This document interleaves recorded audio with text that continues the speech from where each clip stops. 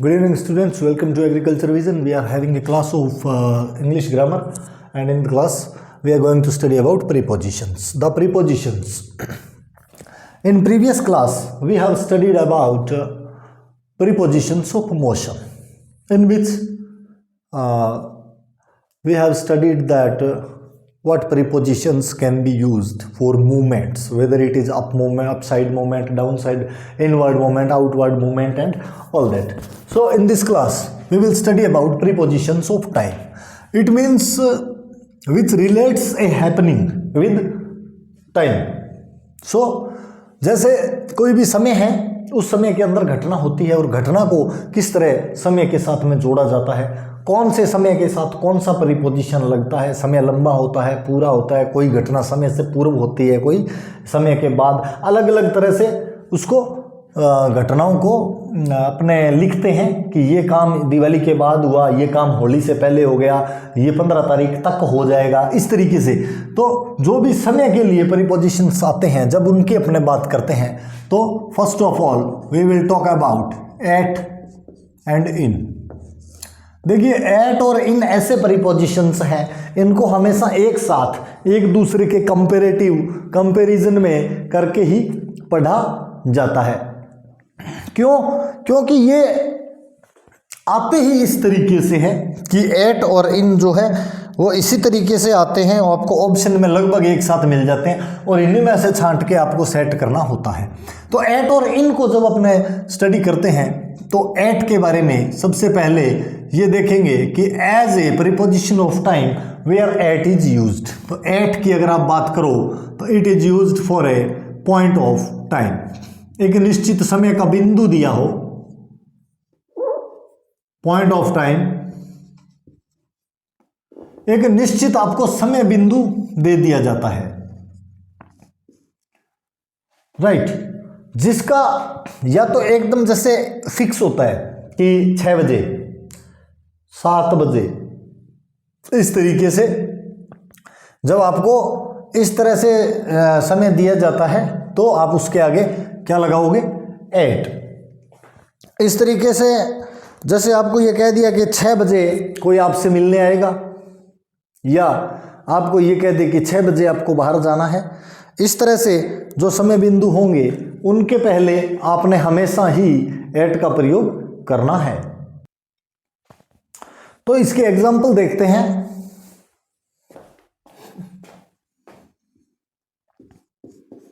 He will come at any moment, right?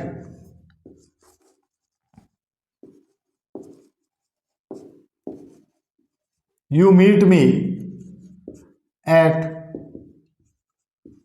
6:30 PM।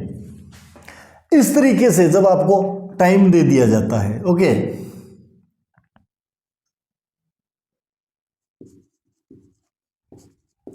We shall go out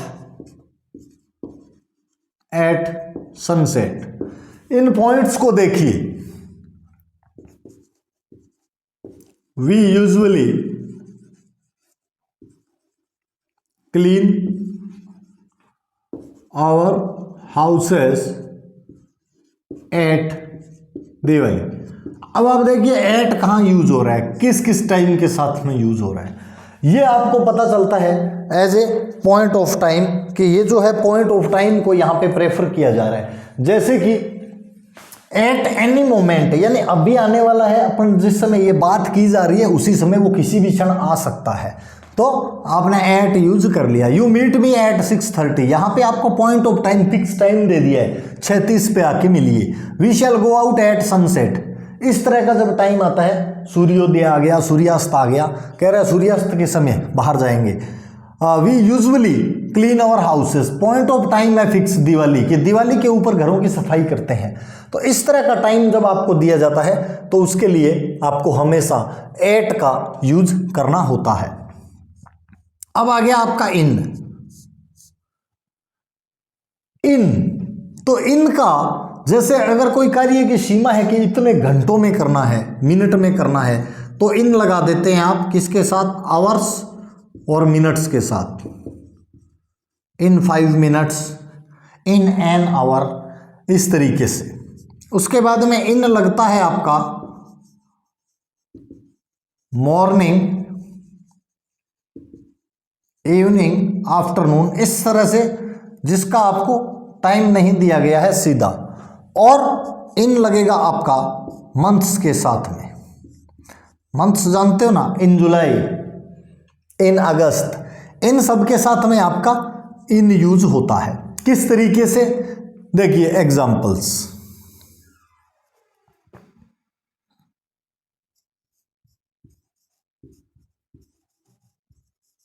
I will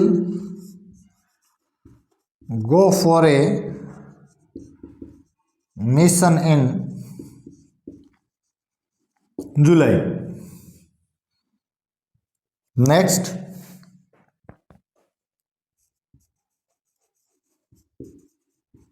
meet me tomorrow in the morning. देखो क्या use हो रहा है, इन month आ गया, morning आ गया,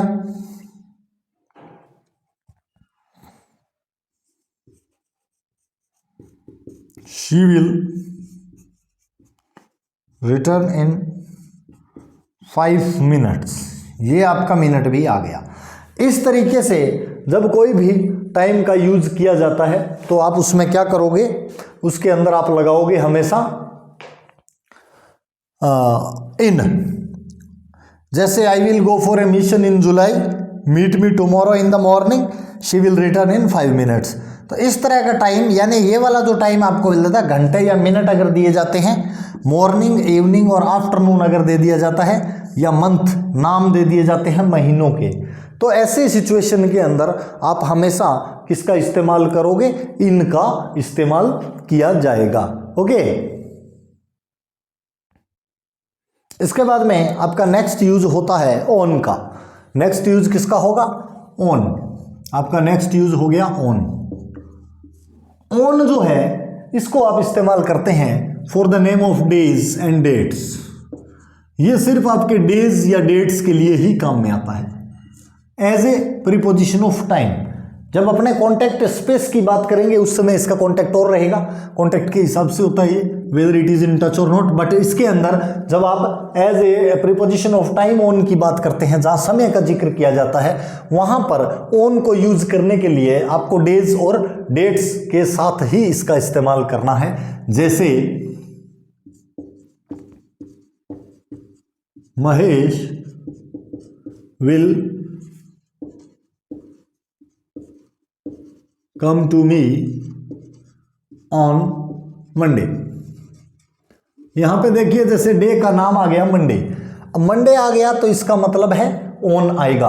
अगर डे का नाम आपको मिलता है तो क्या लगाएंगे, ऑन। इसी तरह से जैसे डेट आ जाती है और डेट के साथ में अगर मंथ आता है तो ऑन लगेगा।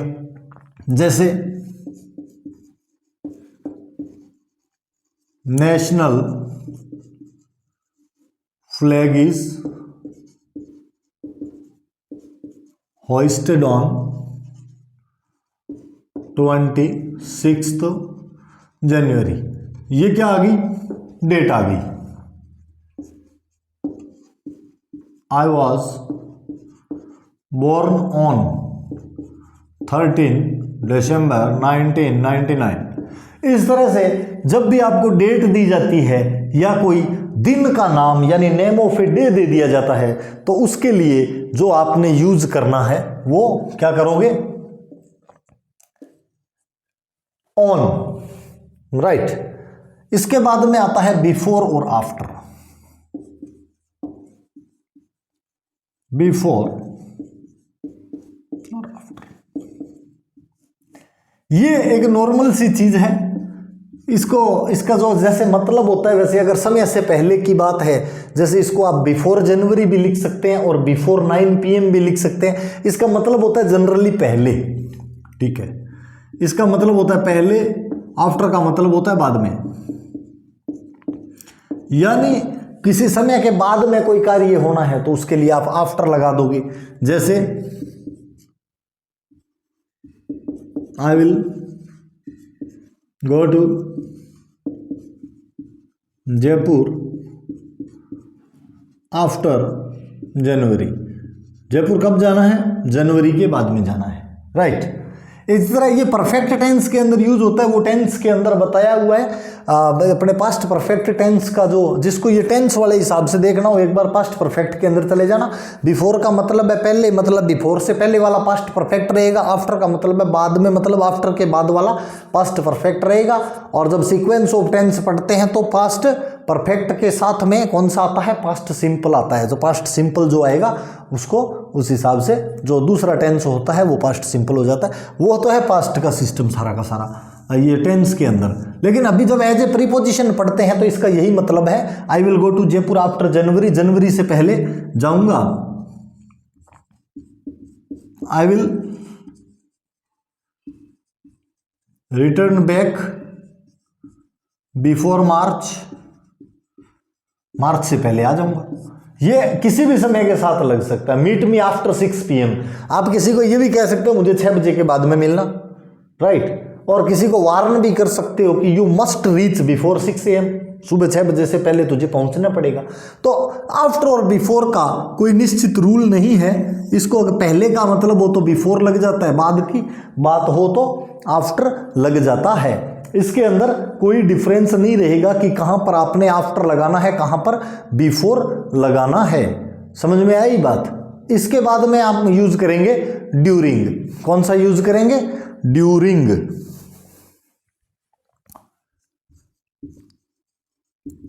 ड्यूरिंग, ड्यूरिंग का मतलब होता है दौरान। ड्यूरिंग का मतलब हो गया दौरान। इसका मतलब है कि एक कार्य आपका, एक समय है जो पॉइंट ए से लेकर के और पॉइंट बी तक एक टाइम पीरियड आपका रहता है। पॉइंट ए टू बी क्या रहता है? Time period. अगर पॉइंट ए टू बी आपका रहता है टाइम पीरियड, तो यानी इस टाइम पीरियड का मान लो आपने नाम रख दिया सी, राइट। यानी इसको एक ए टू बी ये काम चला, ये इसकी अवधि रही और काम का नाम है सी। तो यहां से लेके यहां तक जो भी कार्य होता है, whether it is on this point, this point, this point और this point, you can call it as a name during C, right. During C. जैसे एक कार्य आप कर रहे थे, यह आपका एक टाइम पीरियड है निश्चित। जैसे छुट्टियों के दौरान कुछ होता है तो आप कह सकते हैं ड्यूरिंग वेकेशंस, राइट। शादी के दौरान कुछ होता है तो आप कह सकते हैं ड्यूरिंग मैरिज। अगर ग्रेजुएशन के दौरान कुछ होता है तो आप कह सकते हैं ड्यूरिंग ग्रेजुएशन। समझ में आई बात? जैसे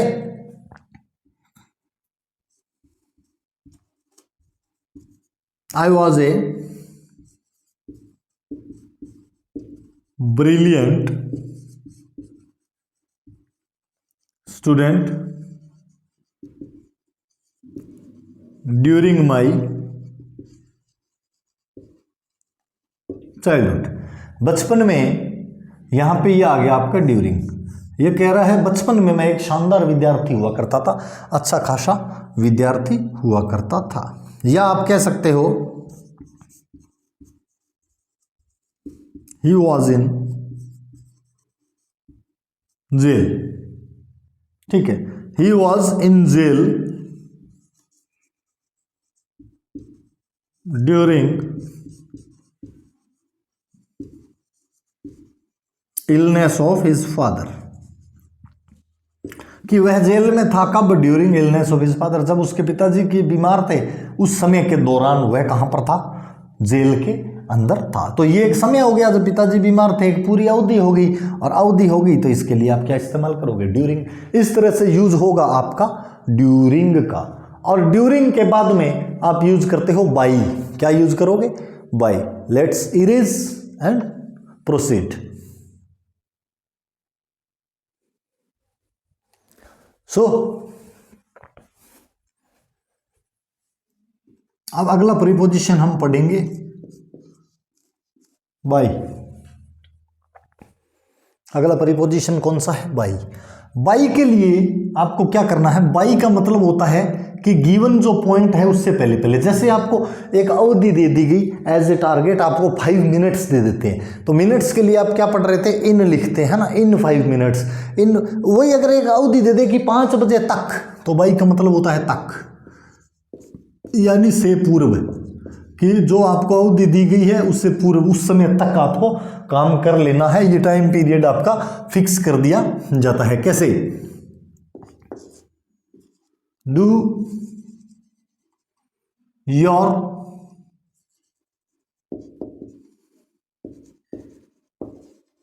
असाइनमेंट बाय 5 PM। आपको ये कह दें कि 5 बजे शाम के, उससे पहले पहले आपने ये कार्य करना है, तो इस सेंस में बाई आ सकता है। ओके, या आपको कह दें कि संडे से पहले पहले, तो आप लिख सकते हो I will left the house by Sunday, कि संडे से पहले यानी संडे तक मैं घर छोड़ दूंगा। इस तरीके से ये जो भी आपका सिस्टम है कि बाई का इस्तेमाल करना है, तो बाई का मतलब होता है तक, यानी उस टाइम से पूर्व। इसी तरह से जब आप फॉर का यूज करते हो एज ए प्रीपोजिशन, फॉर, हाँ, बाई के अंदर एक पॉइंट आपका और आ जाता है कि जैसे कोई परिस्थिति दे रखी हो, कि ये परिस्थिति की जब बात की जाती हो, जैसे thief find the situation fit to break the locker moonlight, ऐसे है ना, मूनलाइट, डे लाइट, है ना, मिडनाइट, इस तरह की सिचुएशन दे रखी हो और एक परिस्थिति दे रखी हो कि इस तरह की परिस्थिति थी, तो यह इसके अंदर आपको भी बाई लगाना होता है। एक बाई का ये तरीका और होता है। फॉर, फॉर का मतलब होता है के लिए। फॉर का क्या मतलब हुआ, के लिए, यानी 3 घंटे के लिए, 4 घंटे के लिए, 8 घंटे के लिए, जब ऐसा कह दिया जाए, यानी टाइम जब भी दिया जाएगा 3 महीना, ठीक है, यानी जब न्यूमेरिकल टाइम होता है तो आप फॉर लगा सकते हो। न्यूमेरिकल टाइम, काउंटेबल टाइम, कुछ भी कह लो आप, न्यूमेरिकल टाइम, जैसे 3 साल कह लो, 3 साल के लिए बाहर जा रहा हूँ, 4 दिनों के लिए जा रहा हूँ, 6 घंटे के लिए जा रहा हूँ, टाइम क्या है, न्यूमेरिकल है। जब न्यूमेरिकल टाइम हो तो आप क्या लगा सकते हो, उसके पहले फॉर, फॉर यानी के लिए। जैसे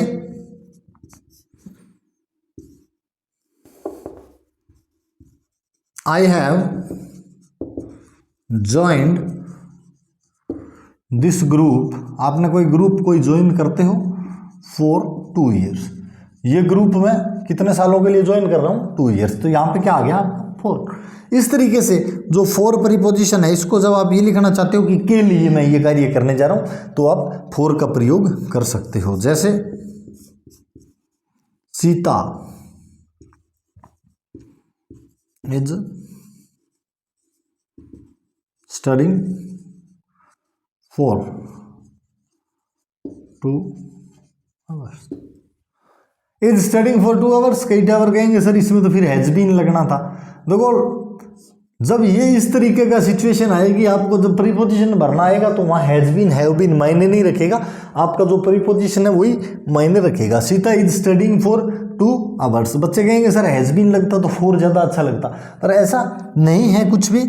ये सिर्फ जब टेंस को भरते हो उसी समय इन चीज़ों को सीरियस लिया जाता है। बाकी अगर प्रीपोजिशन भरना आएगा तो कैसा भी सेंटेंस आ जाएगा, वहाँ फिर हैज बीन की गलती निकालते रह जाओगे, ठीक है। तो ज़्यादा ये करना नहीं है अपने को, जो लिख दिया सीता इज स्टडिंग, अपने को 4 पे ध्यान देना है, 2 hours लिखा है तो 4 हो जाएगा, ठीक है। इसी तरीके से माई फादर हैज बीन कर देंगे, लो, has been living in Delhi for 5 years। ये इस तरीके से आपका जो फॉर है, इस फॉर का यूज होता है। preposition of time, do your assignment by 5 p.m. I will left the house by Sunday, thief find the situation to break the locker by moonlight, right. 4 के लिए न्यूमेरिकल टाइम आ जाएगा, I have joined the group, जैसे ये numerical आ गया, ये numerical आ गया, ये numerical आ गया। जब न्यूमेरिकल टाइम आता है तो आप क्या यूज करते हो, 4 को यूज करोगे। न्यूमेरिकल टाइम के लिए हमेशा क्या यूज किया जाता है, न्यूमेरिकल टाइम के लिए 4 यूज किया जाता है। इसके बाद में आ जाता है आपका सिंस। तो सिंस के लिए क्या करोगे, देखो बेसिकली सिंस जो है ना, सिंस का यूज किस में किया जाता है, आपके परफेक्ट या परफेक्ट कंटिन्यूअस में किया जाता है। मेनली तो परफेक्ट या परफेक्ट कंटिन्यूअस इस टेंस के अंदर किया जाता है। और किया किसके साथ में जाता है, देखो एक पॉइंट ऑफ टाइम के साथ में किया जाता है। पॉइंट ऑफ टाइम यानी जैसे मान लो आपको संडे लिखना है, और जैसे सेशन यानी सत्र सन 2019 2018 इस तरह से, या आपके कोई फिक्स डेट होती है, चाहे वो पास्ट की हो, पास्ट वाली ही होगी, फिक्स्ड डेट ऑफ पास्ट, जैसे 15 अगस्त 1818 इस तरह से कोई फिक्स डेट हो जाए, ठीक है। इनके पहले आपने सिंस लगाना है, वो भी कब लगाना है, जब परफेक्ट या परफेक्ट कंटिन्यूस टेंस हो। इस तरह जैसे संडे आ गया तो उसी तरह से मॉर्निंग इवनिंग भी आ जाएगा। वो जो एट वाले में हम बात कर रहे थे ना, प्रेजेंट ऑफ टाइम, वो पॉइंट ऑफ टाइम, वो पॉइंट ऑफ टाइम जो होता है सीधा आपका, जैसे जनवरी आ गया, सिंस जनवरी, तो यहां पे आप सिंस का प्रयोग कर सकते हैं, क्योंकि ये क्या होता है, नॉन न्यूमेरिकल टाइम होता है, इसकी गिनती नहीं हो सकती। अगर फिक्स डेट से आ गया तो वो डेट से आया है, ऐसे नहीं आया ना कि 4 6 घंटे, 4 8 ईयर्स, 4 10 मिनट्स, ये सब आएगा तो 4 आ जाएगा। नहीं तो ये इस तरह का टाइम होता है जब सीधा कब परफेक्ट और परफेक्ट कंटिन्यूअस के अंदर, यानी has been, have been, had been वाले के अंदर, तो वहां पर आपने क्या करना है, सिंस का यूज करना है। जैसे they have been studying in the same school।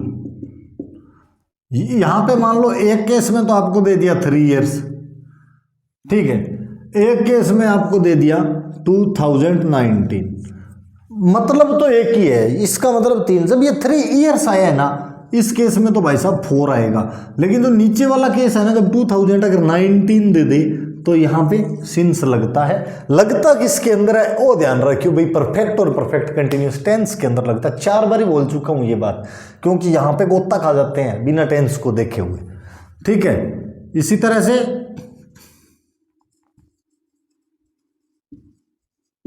Ramesh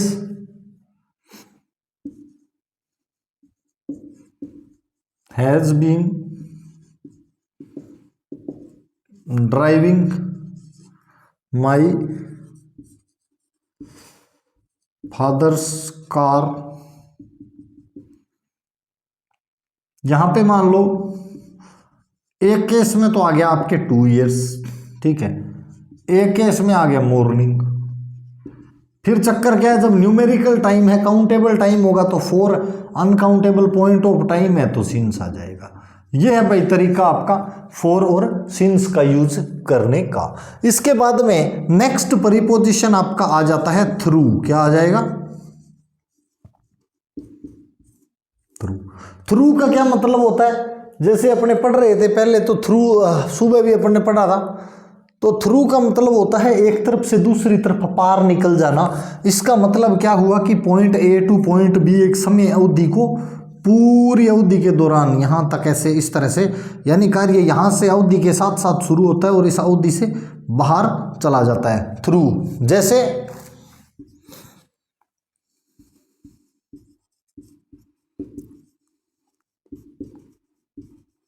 patient must not live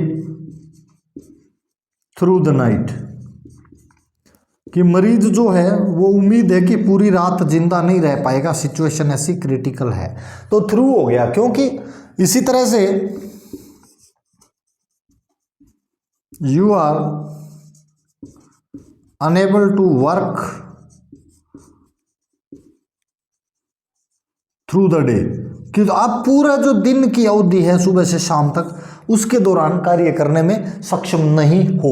इस तरीके से आप थ्रू का प्रयोग करते हो कि एक पूरी अवधि के दौरान बात की जाती है कि ये पूरी अवधि बीत जाएगी लेकिन कार्य जो है वो संपूर्ण नहीं हो पाएगा, अवधि से भी कार्य पार चला जाएगा या अवधि तक नहीं चल पाएगा। तो ऐसे में या कोई कार्य पूरी अवधि होना चाहिए लेकिन वो हो नहीं पाता है, उसके लिए कहते हैं कि ये थ्रू नहीं हो पाएगा, यानी रात पार ये कार्य नहीं। जैसे मरीज जो है उसके लिए ये कहा जाए कि ये रात पार नहीं कर पाएगा, या किसी आदमी के लिए कहा जाए कि तू दिन भर यानी पूरा दिन पार करने के समय तक काम नहीं कर पाएगा। इस तरीके से ये जो है आपके प्रीपोजिशन ऑफ टाइम है, इसके अंदर काफ़ी प्रीपोजिशंस जो हैं 5-7 जो भी हैं वो रह रहे हैं, वो कल जब अपने स्पेस वाला करेंगे उस समय साथ में कर लेंगे। तो ठीक है, thank you, have a nice day. पढ़ते रहो और मेहनत करते रहो, लाइक कर दो, सब्सक्राइब कर दो भाई, बेल आइकन भी दबा दिया करो कभी कभी, ठीक है, थैंक यू।